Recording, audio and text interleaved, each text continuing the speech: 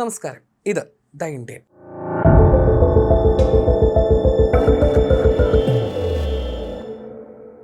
ആകാശത്തെ ഇന്ത്യയുടെ നിരീക്ഷണ കണ്ണെന്നാണ് ഇന്ത്യയുടെ airborne early warning and control അഥവാ AEW&C സംവിധാനത്തെ വിശേഷിപ്പിക്കുന്നത്.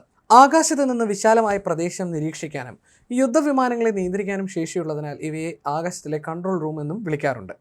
ഈ സംവിധാനമടങ്ങിയ ഇന്ത്യൻ വ്യോമസേനയുടെ പക്കലുള്ള തദ്ദേശീയ നേത്രവിമാനങ്ങൾ ഈ രാജ്യത്തിൻ്റെ പ്രതിരോധ മേഖലയിൽ നിർണായകമായ പല സന്ദർഭങ്ങളിലും തങ്ങളുടെ കരുത്ത് തെളിയിച്ചിട്ടുള്ളതാണ്. 2019 ഫെബ്രുവരി 26 പാകിസ്ഥാനിലെ ബലാകോട്ടിലുള്ള ഭീകര ക്യാമ്പ് തകർക്കാൻ ഇന്ത്യൻ യുദ്ധവിമാനങ്ങൾക്ക് വഴികാട്ടിയായും ആകാശത്തെ നിരീക്ഷണ കേന്ദ്രമായും പ്രവർത്തിച്ചത് നേത്ര AEW&C വിമാനമാണ്.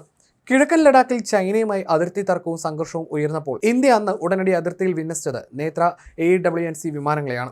ഇങ്ങനെ ഇന്ത്യയുടെ കരുത്ത് തന്നെയാണ് ഈ സംവിധാനം. എന്നാൽ ഈ നേട്ടത്തിലേക്ക് എത്തിയ യാത്ര അത്ര എളുപ്പമുള്ളതായിരുന്നില്ല. ഈ പദ്ധതിയിൽ നിർണായക വഴിത്തിരിവായത് വിമാനത്തിന് മുകളിൽ സ്ഥാപിക്കുന്ന റേഡോം രാജ്യത്ത് തന്നെ വികസിപ്പിച്ചെടുത്തതിലൂടെയായിരുന്നു.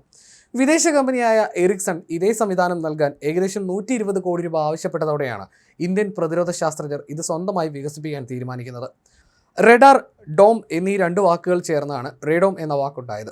റഡാർ ആൻറ്റീനകളെയും അനുബന്ധ ഇലക്ട്രോണിക് ഉപകരണങ്ങളെയും സംരക്ഷിക്കുന്നതിനായി നിർമ്മിച്ചിട്ടുള്ള റഡാർ കോഡ് അല്ലെങ്കിൽ ഒരു സുരക്ഷിത കവചമാണ് റേഡോം. റേഡിയോ തരംഗങ്ങളെ തടസ്സപ്പെടുത്താത്ത പ്രത്യേക വസ്തുക്കൾ കൊണ്ടാണ് ഇത് നിർമ്മിക്കുന്നത്. ഇത് തദ്ദേശീയമായി നിർമ്മിച്ചതിലൂടെ രാജ്യത്തിന് ഏകദേശം 96 കോടി രൂപ ലാഭിക്കാൻ സാധിച്ചതായി മുൻ DRDO മേധാവി ഡോക്ടർ S. ക്രിസ്റ്റഫർ വെളിപ്പെടുത്തി. വിരമിച്ച വിംഗ് കമാൻഡർ ജൂലി റോസിയുമായിട്ടുള്ള സംഭാഷണത്തിലാണ് അദ്ദേഹം ഈ നിർണായക സംഭവം പങ്കുവച്ചത്. ഈ 96 കോടി രൂപയുടെ ലാഭം എന്ന് പറയുമ്പോൾ ഏകദേശം 24 കോടി രൂപ മാത്രമാണ് ഇന്ത്യക്ക് ഇതിൽ ചെലവ് വന്നത്. തുടക്കത്തിൽ റേഡോം വിദേശത്ത് നിന്ന് ഇറക്കുമതി ചെയ്യാനായിരുന്നു നീക്കം. ഇതിനായി സ്വീഡിഷ് കമ്പനിയായ എറിക്സൺ ഏകദേശം 120 കോടി രൂപയാണെന്ന് ആവശ്യപ്പെട്ടത്. കൂടാതെ തങ്ങളുടെ എല്ലാ നിബന്ധനകളും പൂർണ്ണമായി അംഗീകരിക്കണമെന്നും ഇല്ലെങ്കിൽ ഒന്നുമില്ല എന്ന കർശന നിലപാടും അവർ സ്വീകരിച്ചു. എന്നാൽ ഈ വ്യവസ്ഥകൾ അംഗീകരിക്കുന്നത് വലിയ സാമ്പത്തിക ബാധ്യതയ്ക്കും വിദേശ വിതരണക്കാരെ ആശ്രയിക്കുന്നതിനും കാരണമാകുമെന്ന് മനസ്സിലാക്കിയ ഇന്ത്യൻ ശാസ്ത്രജ്ഞർ റേഡോം സ്വന്തമായി നിർമ്മിക്കാൻ തീരുമാനിക്കുകയായിരുന്നു.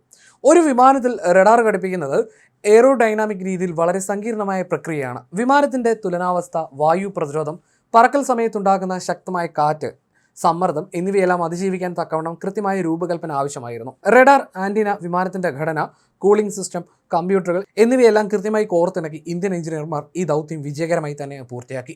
ഈ നേട്ടത്തിൻ്റെ പ്രാധാന്യം 96 കോടി രൂപ ലാഭിച്ചതിൽ മാത്രം ഒതുങ്ങുന്നതല്ല. വലിയ വിമാന ആൻറ്റീന ഘടനകളുടെ രൂപകൽപ്പന, റഡാർ സംയോജനം, മെക്കാനിക്കൽ ഘടനകളുടെ നിർമ്മാണം, വിമാനവുമായി സെൻസർ സംവിധാനങ്ങളെ ഏകോപിപ്പിക്കൽ തുടങ്ങിയ മേഖലകളിൽ ഇന്ത്യക്ക് നിർണായകമായ സാങ്കേതിക പരിജ്ഞാനം നേടാൻ ഇതിലൂടെ സാധിച്ചു. പിന്നീട് ഇന്ത്യയുടെ AEW&C പദ്ധതി കൂടുതൽ വികസിച്ചു. പരീക്ഷണാടിസ്ഥാനത്തിലുള്ള ആവ്രോ വിമാനത്തിൽ നിന്ന് ആരംഭിച്ച പദ്ധതി DRDO വികസിപ്പിച്ച മിഷൻ സംവിധാനങ്ങളുള്ള എംബ്രയർ EMB-145 അധിഷ്ഠിത നേത്ര AEW&C വിമാനങ്ങളിലേക്കും എത്തി. LRDയിൽ സേവനമനുഷ്ഠിക്കവേ ഡോക്ടർ ക്രിസ്റ്റഫറിന്റെ നേതൃത്വത്തിൽ കൈവരിച്ച ഈ എഞ്ചിനീയറിംഗ് നൈപുണ്യമാണ് പരീക്ഷണാടിസ്ഥാനത്തിലുള്ള ആവ്രോ വിമാനത്തിൽ നിന്ന് പൂർണ്ണമായും തദ്ദേശീയമായ നേത്ര വിമാനത്തിലേക്ക് മാറാൻ ഇന്ത്യയെ സഹായിച്ചത്. വലിയ എയർബസ് A321 വിമാനങ്ങൾ ഉപയോഗിച്ച് നിർമ്മിക്കാൻ ഉദ്ദേശിക്കുന്ന അടുത്ത തലമുറ നേത്ര MK2 പദ്ധതിക്ക് വലിയ ഊർജ്ജവും ശക്തമായ എഞ്ചിനീയറിംഗ് അടിത്തറയുമാണ് ഈ തദ്ദേശീയ വികസനം സമ്മാനിച്ചിരിക്കുന്നത്. വിദേശത്ത് നിന്ന് ഉൽപ്പന്നങ്ങൾ വാങ്ങുന്നതിനേക്കാൾ തദ്ദേശീയമായി വികസിപ്പിക്കുന്നത് രാജ്യത്തിൻ്റെ സാങ്കേതിക കരുത്തിലുള്ള നിക്ഷേപമാണെന്നും ഈ വിജയം തെളിയിക്കുന്നു.